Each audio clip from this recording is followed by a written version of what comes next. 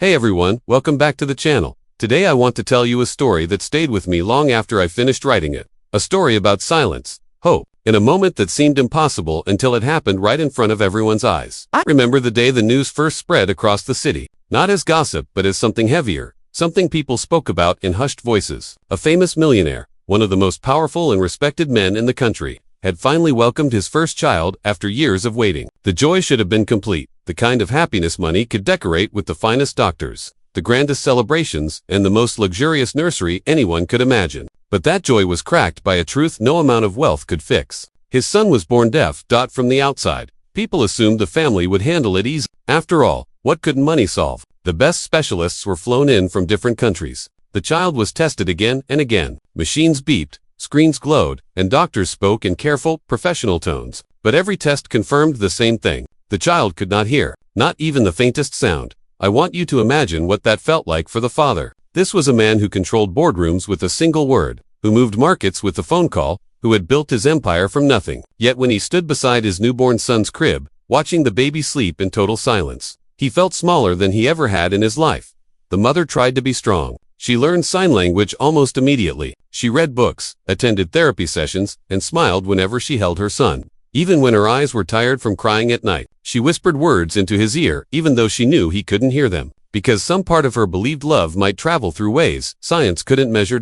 As the boy grew, the mansion adapted around him. Lights flashed instead of bells. Floors were designed to gently vibrate for alerts. Teachers were hired, therapists came and went, and the child learned to live in a world without sound. He was bright, curious, and kind, but there was always a distance between him and others. Like a glass wall only he could see.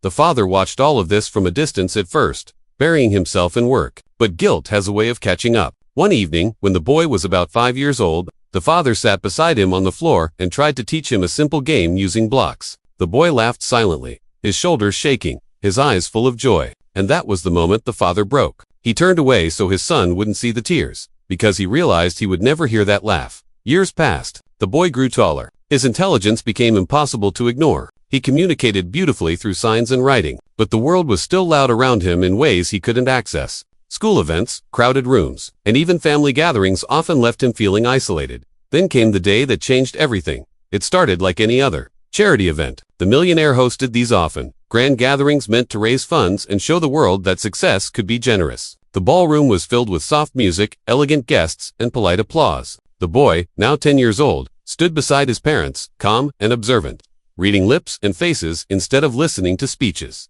Among the invited guests was a woman almost no one noticed at first. She wasn't dressed extravagantly. She didn't try to impress anyone. She stood quietly near the back of the room, watching the child more than the stage. Some assumed she was part of the staff. Others thought she might be a guest who didn't belong. But there was something about her stillness, like she was waiting for the right moment. When the event ended and people began to leave, this woman approached the family. Security immediately stepped forward, but she raised her hands calmly and smiled. She didn't speak at first. Instead, she looked directly at the boy and signed something so simple, so gentle, that his eyes widened in surprise. It was a greeting, perfectly formed, warm, familiar.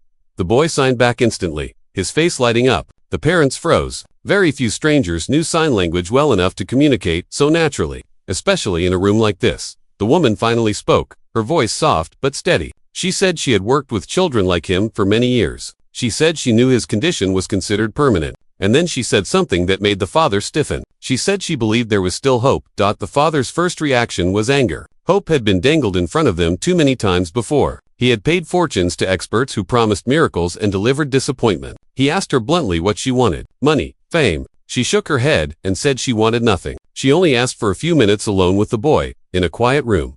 Security hesitated. The mother looked uncertain, but the boy tugged gently at his father's sleeve and signed a single word. Please. Against every instinct. The father agreed.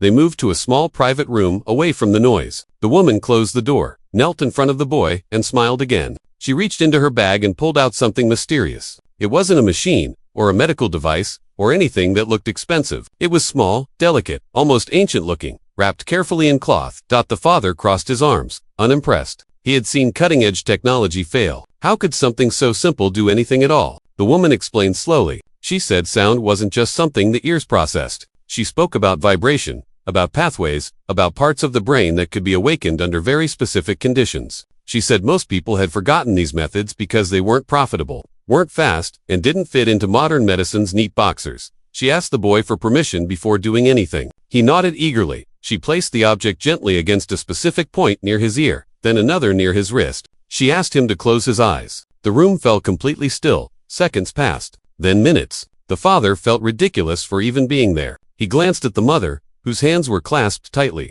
her lips silently forming prayers. Then something happened that none of them were prepared for.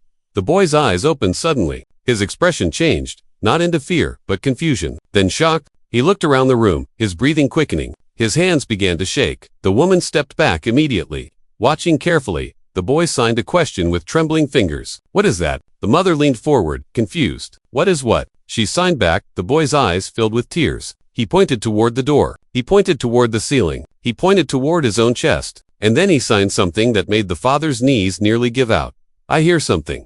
The room exploded into chaos. The mother sobbed openly, collapsing to the floor. The father stood frozen, unable to breathe, unable to speak. The woman remained calm, watching the boy carefully, guiding him gently through the sensations he was experiencing for the first time in his life. It wasn't perfect. It wasn't full hearing. The sounds were faint, distorted, unfamiliar. But they were real, undeniably real. Doctors were called immediately. Tests were run again. Machines beeped, screens glowed, and this time, the results were different. Something had changed. Pathways that had been dormant were responding. Areas of the brain were lighting up in ways they never had before. The impossible had happened. The story didn't end there. Over the following months, the woman worked with the boy carefully, patiently. There were setbacks. There were days of exhaustion and frustration. But little by little, his world grew louder. A footstep, a door closing, a laugh. The first time he truly heard his mother say his name, he cried so hard he couldn't stand. The first time he heard his father's voice, the strong man who had never shown weakness. They held each other and cried together in the middle of the mansion hallway. The father wanted to give the woman everything. Money, houses, recognition. She refused it all. She only asked that her methods be shared freely, not hidden behind patents or locked away for the wealthy. True to his word, the father funded research centers, training programs, and outreach initiatives around the world. Children who had been told never were suddenly told maybe. Families who had lost hope found it again. And the boy. He grew into a young man who lived between two worlds, fluent in sound and silence, grateful for both. He never forgot the woman who changed his life. Not with promises, not with money, but with patience, respect, and belief. Whenever people ask his father what his greatest achievement is, he doesn't talk about companies or fortunes anymore. He talks about a quiet room, a mysterious object, and a moment when the impossible became real. That if this story moved you, reminded you to believe a little longer, or made you think differently about what's possible, let me know in the comments. Silence is not the end of the story, and sometimes hope arrives in the simplest form. Carried by someone the world almost overlooked.